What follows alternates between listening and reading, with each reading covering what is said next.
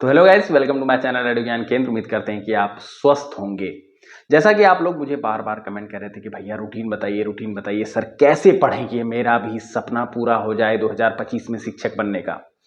जी हाँ दोस्तों, आज मैं वही वीडियो लेकर आपके सामने आ गया हूँ जिसमें मैं आपको बताऊंगा कि कितना समय आपको कौन से सब्जेक्ट को देना है। हम ये नहीं बताएंगे कि सुबह उठ के मैथ पढ़ लीजिए फिर हिस्ट्री पढ़ लीजिए, क्योंकि हम टाइम पर एक वीडियो बनाए थे जिसमें आप लोगों का कमेंट आया कि भैया हम तो हाउसवाइफ हैं सर, हम तो जॉब करते हैं, तो कैसे आपके टाइम टेबल को फॉलो करेंगे। और ऐसे भी मुझे लगता है कि टाइम टेबल आप अपने हिसाब से अपने फ्री टाइम में अपने आप को ढालिए और उस हिसाब से पढ़ाई कीजिए, तैयारी कीजिए, तभी सिलेक्शन होगा।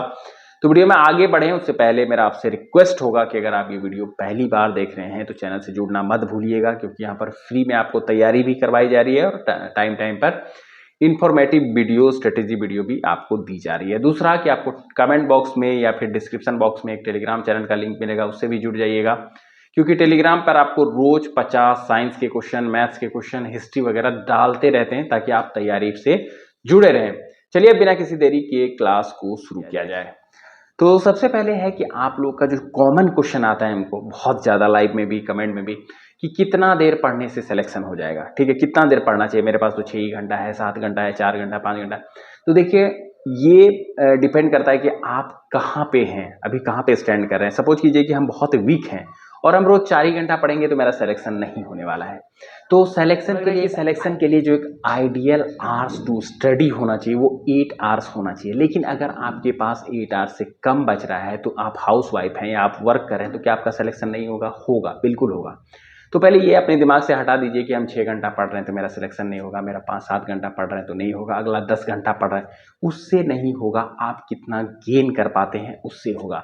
तो सबसे पहले देखिए कि हम मान के चलते हैं कि आपके पास 8 आवर्स है। ठीक है, अगर नहीं भी है, 6 भी है तो कोई दिक्कत नहीं, आप इस हिसाब से उसको फ्रेम कर लीजिएगा। 8 आवर्स अगर आपके पास है तो आप कैसे करेंगे? सबसे पहले तो आप किस एग्जाम की तैयारी कर रहे हैं उस हिसाब से आपका रणनीति होगा। जैसे आप पीआरटी कर रहे हैं, 6 to 8 कर रहे हैं, पीजीटी कर रहे हैं, टीजीटी कर रहे हैं। जैसे आप पीआरटी कर रहे हैं तो आपको पता होगा कि वहाँ कुछ सब्जेक्ट नाम के बोल के नहीं होता, वहाँ सारा 120 क्वेश्चन होता है। हाँ, उससे पहले मैं आपको ये बता दूं कि आप जिसके लिए तैयारी कर रहे हैं पहले उसका प्रीवियस ईयर क्वेश्चन देख लीजिए। पता चलेगा आप पीआरटी में बैठ रहे हैं और आप सोच रहे हैं कि वहाँ तो साइंस का 40 क्वेश्चन आएगा, ऐसा नहीं है।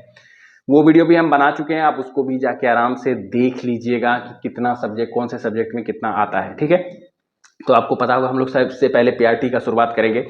पीआरटी में अगर आप बैठ रहे हैं तो 120 नंबर आपका मेन पेपर होगा जिससे आपका मार्क्स बनेगा, मतलब मेरिट बनेगा। होता तो 150 है जिसमें 30 में क्वालिफाइंग रहता है। ठीक है, तो 120 पे आपका मेरिट बनेगा तो उसमें क्या सब आएगा? मैथ्स आएगा, रीजनिंग आएगा, हिस्ट्री आएगा, ज्योग्राफी आएगा, ईवीएस आएगा, पॉलिटी आएगा। उसके बाद आपका आ जाएगा बिहार स्पेशल आ जाएगा। ठीक है, बिहार स्पेशल, करंट अफेयर्स, हाँ करंट अफेयर्स आ जाएगा। ठीक है, तो ये सब कुछ है जो आ जाएगा, लगभग 8-10 सब्जेक्ट आ जाएगा। ठीक है, तो इसको आपको पढ़ना कैसे है, कैसे आप पढ़ेंगे? तो 8 आवर्स आप क्या कीजिए कि जैसे आप सुबह उठे, ठीक है, तो सुबह के टाइम में क्या होता है, माइंड पूरा फ्रेश रहता है। उस टाइम में आप कोशिश कीजिए कि हिस्ट्री पढ़ लें। ठीक है, 8 आवर्स को आपको कैसे डिवाइड करना है वो बताते हैं। हिस्ट्री पढ़ ले, हिस्ट्री पढ़ने का 1 घंटा दीजिए। हिस्ट्री पढ़ने के बाद क्या करेंगे कि आप टॉपिक उठाइए। जैसे आप कहाँ से शुरू करेंगे? सबसे पहले बात तो ये होना चाहिए कि हिस्ट्री में आता क्या है, पीआरटी के हिस्ट्री में क्या आ रहा है ये आपको पता होना चाहिए। आप पूरा पढ़ने बैठ गए, नहीं पूरा नहीं पढ़ना है, सिर्फ इंडियन नेशनल मूवमेंट क्लियर उसके सिलेबस में लिखा हुआ है, मतलब मॉडर्न हिस्ट्री पूछेगा। तो मॉडर्न हिस्ट्री आप क्या कीजिए, वायसराय से भी उठाइए। जो लूसेंट अगर हम पढ़ रहे हैं, लूसेंट का बात बताएं, लूसेंट का वायसराय से उठाइए, वो जो मतलब ये गवर्नर जनरल से उठाइए। वहां से क्या होगा, बहुत क्वेश्चन कवर हो जाएगा। आप गवर्नर जनरल से जब पढ़ना शुरू करेंगे, ठीक है, वो मॉडर्न हिस्ट्री का नहीं है लेकिन उसका बहुत सारा पार्ट मॉडर्न हिस्ट्री में आता है एग्जाम में, तो आप गवर्नर जनरल से लूसेंट में पढ़ना शुरू कीजिए। जैसे आप सपोज कीजिए कि रॉबर्ट क्लाइव पढ़ लिए, डलहौजी पढ़ लिए, या जो भी पढ़ लिए, कर्जन पढ़ लिए, उससे खोज के आपको क्या करना है, 1 घंटे के अंदर में ही, 1 घंटा जो आप कर रहे हैं, 45 मिनट तक हम वो किए या 40 मिनट तक हम वो करेंगे, पूरा डलहौजी पढ़ लेंगे और फिर यूट्यूब में जाएंगे और सर्च करेंगे Dalhousie previous year question, Dalhousie से रिलेटेड क्या सब क्वेश्चन आता है एग्जाम में, उसको लगा लेंगे। फिर अगर हम 1857 पढ़ेंगे तो 40 मिनट पढ़ेंगे, फिर उसका जहां तक हम पढ़े वहां तक का क्वेश्चन लगा लेंगे। उससे क्या होगा कि यूट्यूब से आप जो पढ़ के तुरंत पढ़े और तुरंत यूट्यूब से क्वेश्चन लगा लिए, तो उससे क्या होगा, आपके दिमाग में वो दौड़ते रहेगा, तो आप अच्छे से उसको अपने दिमाग में स्टोर करके रख पाइएगा। ठीक इसी तरह ज्योग्राफी का भी कीजिएगा आप। ठीक है, और कहाँ से क्या पढ़ना है इस पर भी हम वीडियो बना चुके हैं। आज हम आपको बताते हैं कि कैसे पढ़ना है ज्योग्राफी। फिर 1 घंटा, लेकिन आपका स्ट्रेटेजी वही रहेगा, 40 से 45 मिनट तक आप थ्योरी पढ़ेंगे, फिर बाकी 20 से 25 मिनट तक आप सेट लगाएंगे, ठीक है। उसके बाद फिर रीजनिंग का आप क्या करेंगे, रीजनिंग का कोई एक टॉपिक उठाएंगे, रैंकिंग उठा लिए या फिर डायरेक्शन उठा लिए, उसका बनाना शुरू कर देंगे आप, ठीक है। बीएसएससी का एक बुक आता है प्लेटफॉर्म का, वो ले लीजिए, 200 रुपये में, उससे लगाइए, कोई दिक्कत नहीं। मैथ अगर आपका वीक है, मैथ में आप क्या करेंगे, एनसीईआरटी को फॉलो कीजिए, एनसीईआरटी बनाइए। मैथ ऐसा सब्जेक्ट है कि जितना ज़्यादा आप प्रैक्टिस करेंगे उतना ज़्यादा आप सीखेंगे, ठीक है। इसीलिए ज़्यादा से ज़्यादा प्रैक्टिस कीजिए, एनसीईआरटी से बनाइए। यूट्यूब पे कैसे पढ़ना है वो भी हम बताए, वो देखिए, ठीक है। मानिए कि 1 घंटा आप हिस्ट्री को दिए, 1 घंटा ज्योग्राफी को दिए, 1 घंटा साइंस को दे दिए, 1 घंटा मैथ को दे दिए, 1 घंटा करंट अफेयर्स। हाँ, करंट अफेयर्स में आप क्या करेंगे, या तो आप यूट्यूब से देख लीजिए, मंथली वाला देखने का कोशिश कीजिएगा, 1-1 घंटा का आता है तो आप मंथली वाला देख लीजिए, ठीक है। उसमें जो इंपॉर्टेंट लगता है उसको लिख दीजिए, या अगर बुक पढ़ना चाहते हैं तो स्पीडी ट्यूटोरियल जो भी पढ़ना चाहते हैं आप 1 घंटा वो पढ़ लीजिए आराम से, ठीक है। उसके बाद फिर पॉलिटी 1 घंटा पढ़ लीजिए। पॉलिटी कहाँ से पढ़ना है तो हम बता चुके हैं कि आपको लुसेंट से पढ़ना है, 1 घंटा वो पढ़ लिए, फिर 1 घंटा रीजनिंग पढ़ लिए, फिर 1 घंटा बिहार स्पेशल पढ़ लिए, लेकिन आपको करना क्या है, कोई भी सब्जेक्ट पीआरटी में अगर आप कोई भी सब्जेक्ट नहीं छोड़ना है, 8-9 के लगभग सब्जेक्ट है, और हम आपको बता भी दिए कि 1 घंटे में आपको 8 से 9 घंटा पढ़ना है।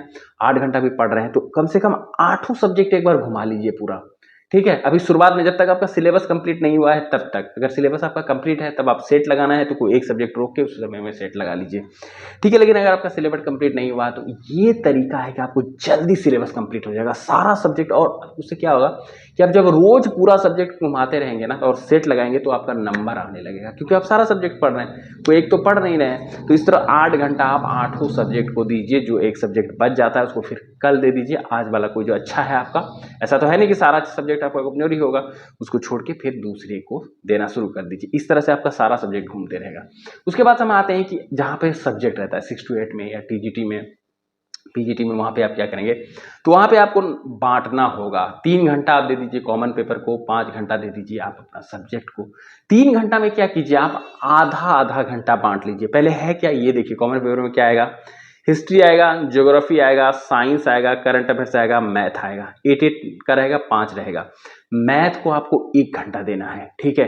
अगर आप आर्ट्स बैकग्राउंड से हैं तो मैथ को 1 घंटा दीजिए। 1 घंटा मैथ में वही कीजिए कि बनाइए, प्रीवियस ईयर बनाइए। एनसीईआरटी अगर वीक है तो एनसीईआरटी बनाइए, फिर प्रीवियस ईयर बनाइए, ठीक है। कहाँ से बनाएंगे तो यूट्यूब से बनाएंगे, ये हो गया। उसके बाद आधा घंटा हिस्ट्री को देंगे, आधा घंटा ज्योग्राफी को देंगे, आधा घंटा आपका साइंस हो गया, और आधा घंटा करंट अफेयर्स हो गया, ठीक है।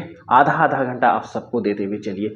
उससे क्या होगा कि रोज थोड़ा सीखेंगे तो आपके दिमाग में ज़्यादा चीज़ आएगा। लेकिन आप बोलेंगे कि सर आधा घंटा देंगे तो नहीं बन रहा है, अगर ऐसे आपको समझ में नहीं आ रहा है तो आप क्या करेंगे, 3 घंटे में 1 घंटा मैथ को दीजिए, 1 घंटा साइंस को दीजिए, 1 घंटा हिस्ट्री को दे दीजिए। आज दे दिए, फिर कल हम क्या करेंगे, 1 घंटा ज्योग्राफी को देंगे, 1 घंटा साइंस को देंगे, 1 घंटा करंट अफेयर्स को देंगे। मतलब एक सब्जेक्ट स्किप कर करके ऐसे भी आप कर सकते हैं, इसमें भी कोई दिक्कत नहीं आएगी। और फिर जो वो 5 घंटा बचेगा, 5 घंटा में आपको क्या करना है, 2 घंटा, सपोज कीजिए आप 6 to 8 में मैथ साइंस पेपर है, 2 घंटा मैथ को दिए, 2 घंटा साइंस को दीजिए, 1 घंटा मेरे पास बचेगा। अभी आपको सेट नहीं मारना है, अगर आपका ये कंप्लीट नहीं हुआ, अभी सब सिर्फ सेक्शनल सेट मारिए। अगर अभी आपको ये सब्जेक्ट कंप्लीट नहीं हुआ, अगर आपका सब्जेक्ट सिलेबस पूरा कंप्लीट है तब तो आप क्या कीजिए कि इधर जो 5 घंटा बचता है आपका कॉमन पेपर में, 3 घंटा पढ़िए, 2 घंटा में सेट लगा लीजिए, इस तरह से कीजिए। लेकिन अगर आपका सिलेबस कंप्लीट नहीं हुआ तभी पहले सिलेबस पे ध्यान दीजिए और सेक्शनल कटअप मारिए। आप यूट्यूब में जो देखते हैं आजकल तो वहाँ पे भी टाइमर लगा के सर लोग करवाते हैं, तो वहाँ से आप कीजिए टाइम, और सेट मारते हैं आप किसी सेक्शनल का तो टाइमर बेस्ड मारिए। टेक्स्ट बुक अवेलेबल है, बहुत सारा है ऐप में, तो वो आप टाइमर वाला टेस्ट मारिए, जिससे आपके दिमाग में अभी ही आ जाए कि हमको 5 मिनट में इतना सवाल कर लेना है, 10 मिनट में इतना सवाल करना है। तो इससे क्या होगा कि आपका सारा सब्जेक्ट धीरे धीरे कंप्लीट हो जाएगा। किसी भी सब्जेक्ट को आप छोड़िए मत, नहीं कि हम हिस्ट्री तो बाद में पढ़ लेंगे, हिस्ट्री अच्छा नहीं लगा। जो बहुत सारे लाइव में आते हैं हमको, भैया ज्योग्राफी समझ में नहीं आता, स्किप ही कर देते हैं। ज्योग्राफी आप सब कुछ कीजिए, स्किप कर दिए, करंट अफेयर्स टफ आ गया, मैथ आपसे बना ही नहीं तो 24-25 नंबर ऐसे निकल गया। इसीलिए अब वो समय नहीं रहा कि आप किसी को स्किप करेंगे। तो सारे सब्जेक्ट को आपको लेके चलना है। टीजीटी में भी है तो आप इसी तरह कीजिए, कॉमन पेपर को बांट दीजिए, फिर वो अपना सब्जेक्ट पेपर अलग से बांट दीजिए, ठीक है। और रिसोर्सेज के बारे में वीडियो बता चुका हूँ, उसके लिए मैं नहीं बताऊंगा। मैं आपको ये वीडियो इसलिए दे रहा था कि आप लोग बार बार कहते भैया पढ़ेंगे कैसे, वो बताइए। सारे सब्जेक्ट को कैसे पढ़ना है, तो ऐसे पढ़ना है, ठीक है। और मेरा बात करेंगे तो मेरा क्या रहता था कि हम थोड़ा सा 8 से 10 घंटा, इस बार हमको थोड़ा सा ज़्यादा डर लग रहा था तो हम 10 घंटा पढ़ते थे। तो हम क्या करते थे, 1 घंटा पूरा हिस्ट्री पढ़ रहे हैं, 1 घंटा पूरा ज्योग्राफी पढ़ने के बाद तुरंत यूट्यूब में सर्च कर लेते थे उसका रिलेटेड, फिर 1 घंटा पूरा ज्योग्राफी, एससीईआरटी हम पढ़ते थे ज्योग्राफी का, पूरा पढ़ लेते थे, 1 से 1.5 घंटा पढ़ लिए, 8 से 10 घंटा 11 घंटा तक हम पढ़ते थे।